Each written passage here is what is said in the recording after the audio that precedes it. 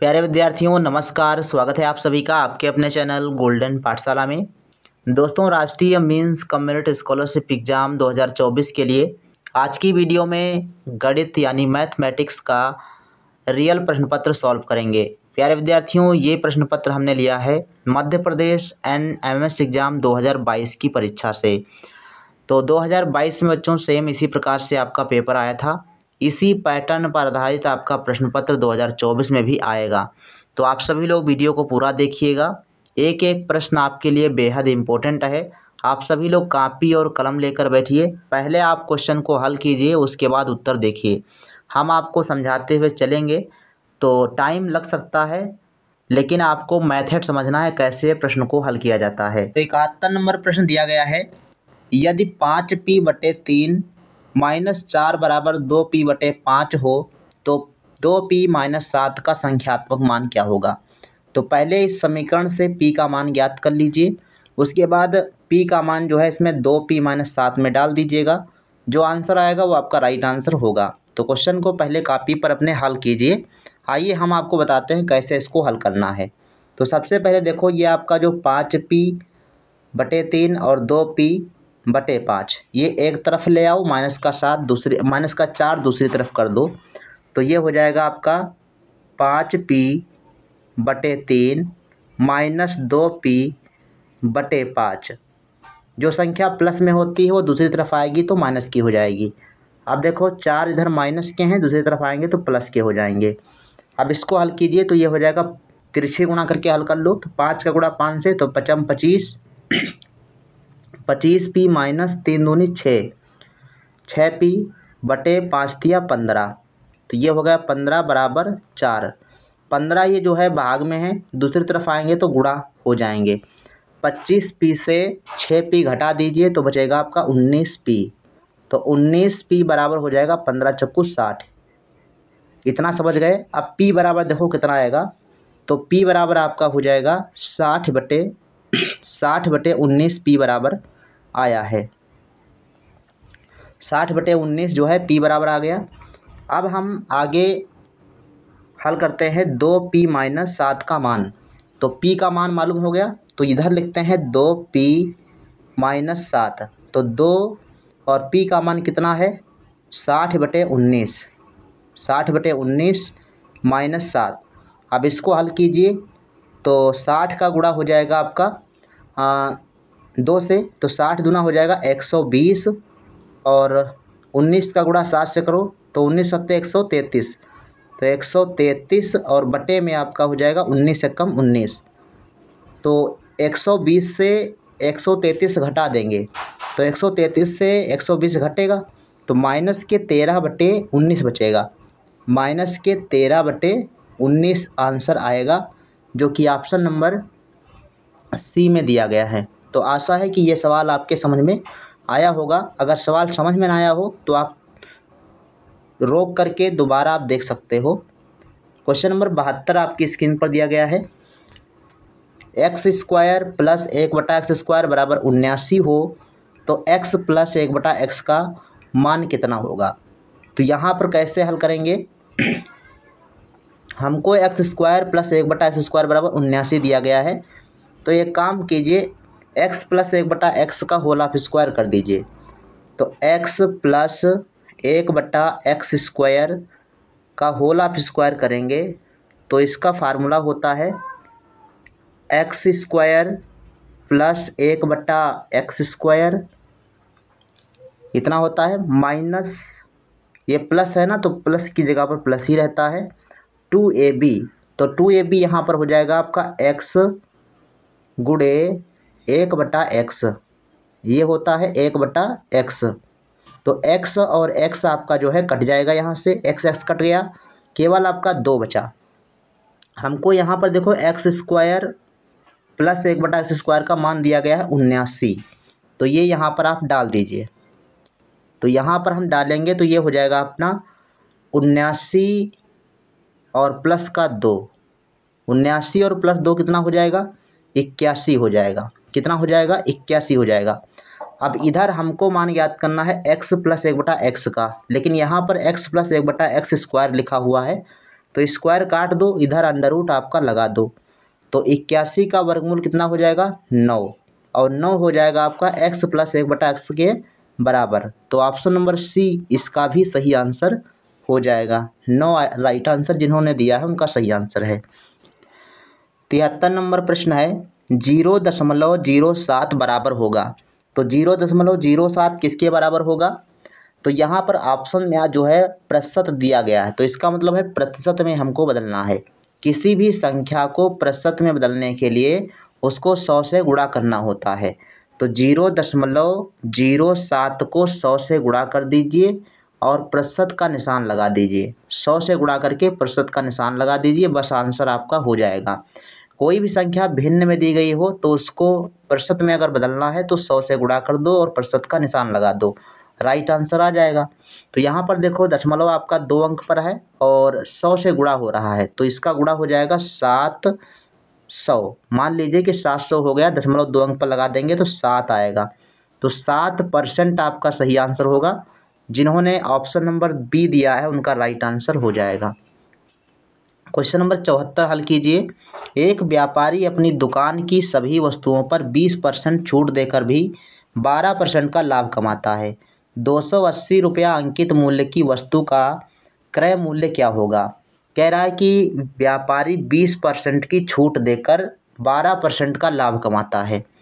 तो 280 रुपये की कोई वस्तु है तो उस पर छूट कितनी हो जाएगी ये पहले देख लो। तो 280 रुपये पर 20% की छूट निकाल दो।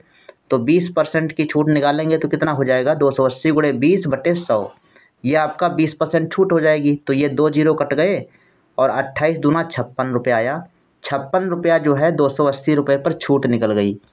तो यहाँ पर जो है 280 से 56 घटा दीजिए, तो ये हो जाएगा 10 से 6 घटेंगे 4, और इधर आपका बचा 7, 7 से 5 घटा 2 और 2, 224 रुपया जो है इस वस्तु का रियायती मूल्य है, अर्थात 20% छूट देने के बाद 224 रुपये की वस्तु ये बेचेगा।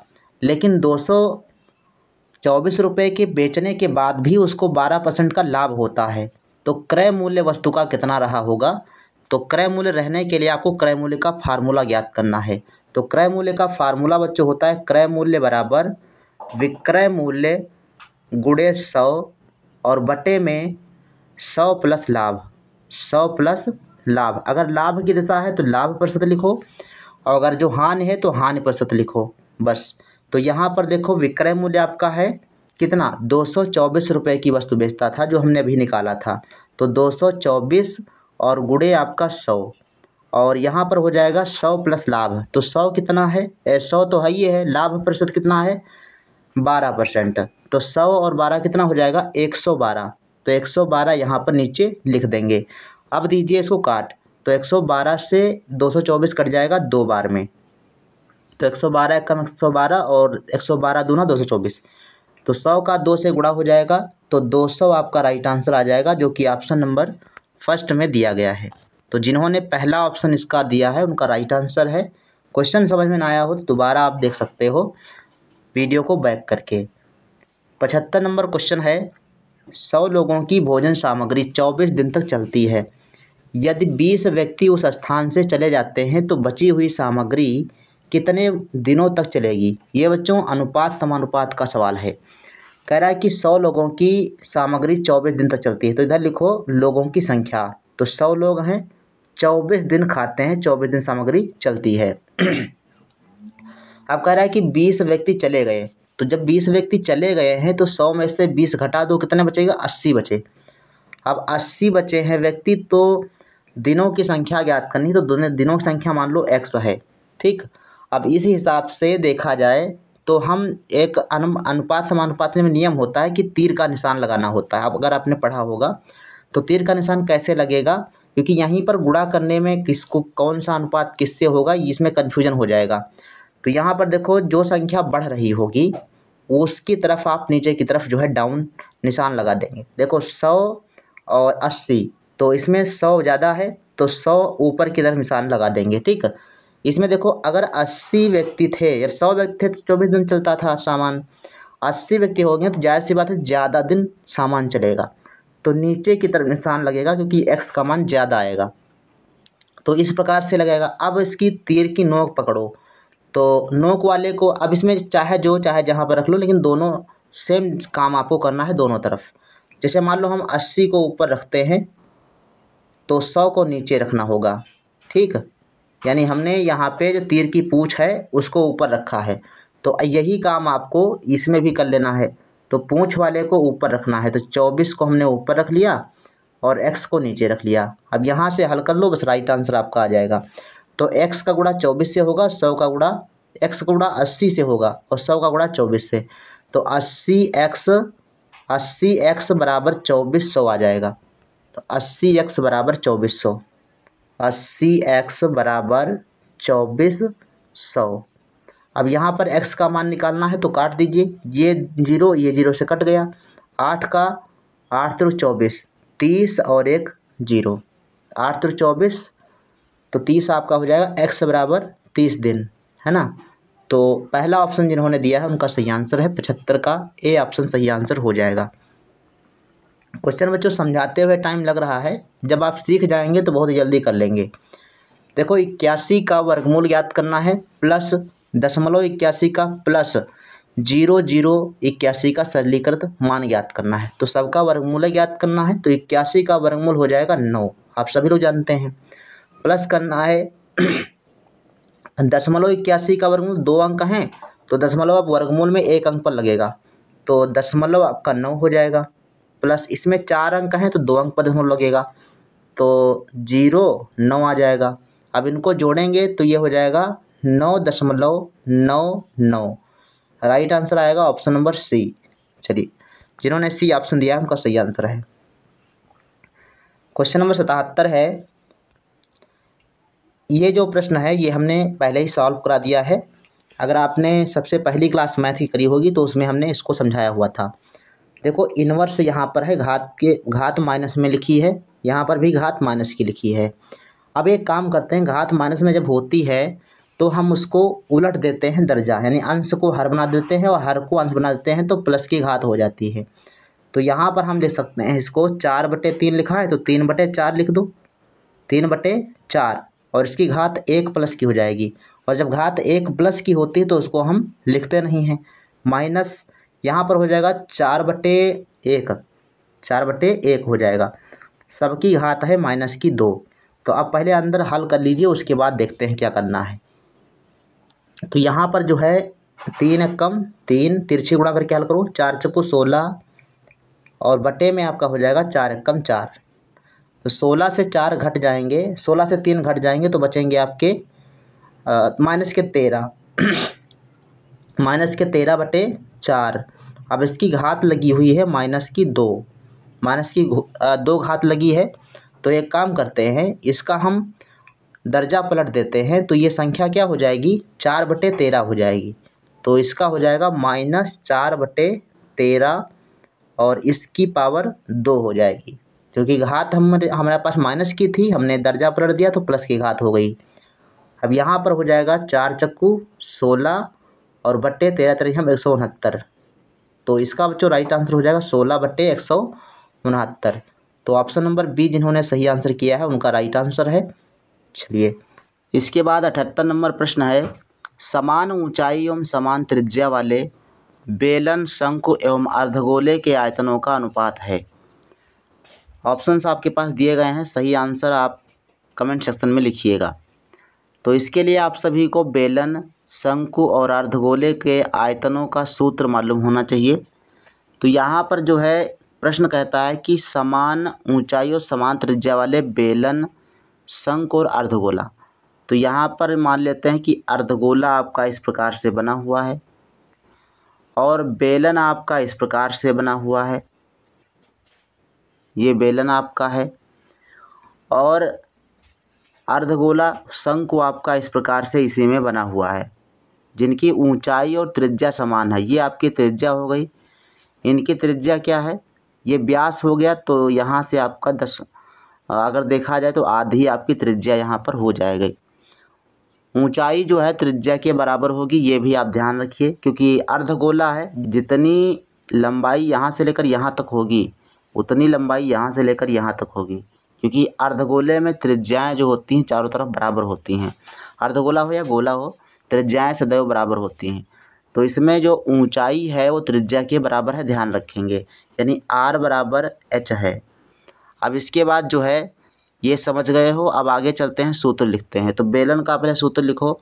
बेलन का सूत्र होता है pi r square h, pi r square h. अनुपात कर दीजिए शंकु का आयतन 1/3 pi r square h, 1/3 pi r square h. और शंकु और अर्धगोला, अर्धगोले का आयतन होता है 2/3 पाई आर क्यूब, ये आपका होता है। अब अगर हम इसमें h की जगह पर r डाल देते हैं, हमने अभी आपको बताया कि h जो है वो r के बराबर है, r h के बराबर है। तो h की जगह पर r डाल दीजिएगा। तो इसमें देखो सबसे पहले पाई पाई काट दो, पाई इधर है, पाई यहाँ भी है, पाई यहाँ भी है, तो काट दो। जो शेष बचेगा वो आपका बचेगा r स्क्वायर h और अनुपात 1/3 r स्क्वायर। हाँ, यहाँ पर एक काम और करना है हमको, पहले h की जगह पर r डालना है, h की जगह पर r डालना है, तब आपको समझ में आएगा। 1/3 और r स्क्वायर, h का मान r और 2/3, यहाँ पे अनुपात का निशान लगा लीजिए, और r की पावर 3। अब यहाँ पर देखो r की पावर 3 यहाँ है, ये आपका r की पावर 3 है, ये कट गया। यहाँ पर देखो r की पावर 2 और r की पावर 1, तो ये r की पावर 3 बना, इसको काट दीजिए। यहाँ पर r और r की पावर 2, ये कट गया। तो यहाँ बचा आपका 1 अनुपात 1/3 अनुपात 2/3, इतना आपका बचा है। ठीक, अब इसी में से आपको मिश्रित समानुपात निकालना है। तो कैसे, आइए देखते हैं। 1 बचा अनुपात 1/3 अनुपात 2/3। अब इसमें देखो 3 हर में 2 जगह है, इसके बटे में 1 कर लो और 3 से इसमें गुणा कर दो, तो हो जाएगा 3 एकम 3 अनुपात 1 अनुपात 2, और 3 नीचे वाला हटा दो, तो ये आपका आंसर आ जाएगा 3 अनुपात 1 अनुपात 2। तो ऑप्शन नंबर जिन्होंने डी ऑप्शन दिया है उनका राइट आंसर है। ऑप्शन नंबर डी इसका बिल्कुल सही आंसर हो जाएगा। क्वेश्चन नंबर 79 है। 345 के आगे जो है 5 जीरो लगे हुए हैं, इसका मानक रूप क्या होगा, यानी वैज्ञानिक संकेतन में घातीय रूप में आपको लिखना है। तो हम जानते हैं कि घातीय रूप या मानक रूप लिखने के लिए दशमलव जो है दाएं तरफ से बाएं तरफ से एक अंक पर होता है, तो 3 के बाद दशमलव लगेगा और शेष जो है जो अंक होंगे वो लिखे जाएंगे, और 0 के जगह पर 10 की पावर घात लगती है। ठीक, 10 की पावर लगती है। तो देखो 3 के बाद दशमलव लगा है, तो 3 के बाद अंक गिन लीजिए दाहिनी तरफ कितने अंक हैं। तो 2 ये वाले हो गए, 2 4, 2 6 और 1 7, तो 7 अंक होंगे, तो गुणे 10 की पावर 7 हो जाएगा। तो 3.45 गुणे 10 की पावर 7 आंसर आएगा। ऑप्शन नंबर इसका सी जिन्होंने जवाब दिया है उनका राइट आंसर है। इसके बाद बच्चों 80 नंबर प्रश्न है। एक सम चतुर्भुज का एक विकर्ण उसकी भुजा के बराबर होता है, इसका लंबा कोण क्या होगा ना, सबसे बड़ा कोण बताना है कितना होगा। सम चतुर्भुज है तो सम चतुर्भुज वर्ग होता है, लेकिन उसमें कोण आपके जो है 90 अंश नहीं होते बस। तो सम चतुर्भुज मान लीजिए कि इस प्रकार से आपका बना हुआ है, ये आपका सम चतुर्भुज है। अब कह रहा है कि इसकी एक विकर्ण भुजा के बराबर है। मान लो कि ये वाला जो विकर्ण है भुजा के बराबर है। देखो ये वाला विकर्ण जो है इस भुजा के बराबर है।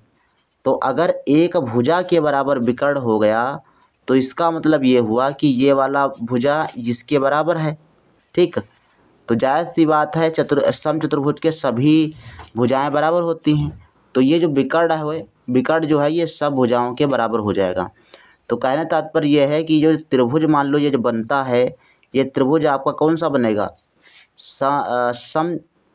समबाहु त्रिभुज बनेगा। समबाहु त्रिभुज ये हो गया, ये भी आपका समबाहु त्रिभुज हो गया। अब एक चीज़ हम जानते हैं कि समबाहु त्रिभुज में प्रत्येक कोण 60 अंश का होता है। तो ये वाला कोण कितना हो जाएगा, 60 अंश हो जाएगा। ये वाला कोण कितना हो जाएगा, 60 अंश हो जाएगा। ये वाला भी 60 अंश हो जाएगा। हमको बताना है सबसे बड़ा वाला कोण कौन सा है। तो सेम इसी प्रकार से जिस प्रकार से इस वाले त्रिभुज में हुआ है, ऐसे ही इस त्रिभुज में होगा। तो इस त्रिभुज में भी आपका ये 60 अंश हो जाएगा। अब टोटल देखो तो समांतर चतुर्भुज का ये वाला कोण देखो पूरा 60 और 60 120 हो जाएगा। यानी ऑप्शन नंबर आपका ए सही है। जिन्होंने पहला ऑप्शन दिया है उनका राइट आंसर हो जाएगा। आशा है कि सवाल ये समझ में आया होगा। तो इसके बाद जो क्वेश्चन अब आपके दिए गए हैं 81 नंबर से लेकर प्रश्नों को आपको हल करना है।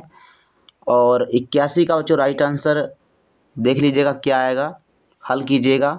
82 नंबर का आप हल कीजिएगा और राइट आंसर कमेंट सेक्शन में लिखिएगा। तो प्यारे विद्यार्थियों, आज की वीडियो में इतना ही। अगली वीडियो में इन सभी प्रश्नों को सॉल्व करा देंगे। आज की वीडियो काफ़ी लंबी हो चुकी है। तो मिलते हैं फिर नेक्स्ट वीडियो में। तब तक के लिए धन्यवाद। जय हिंद, वंदे मातरम। 6:30 बजे लाइव क्लास होगी, आप ज़रूर जुड़िएगा।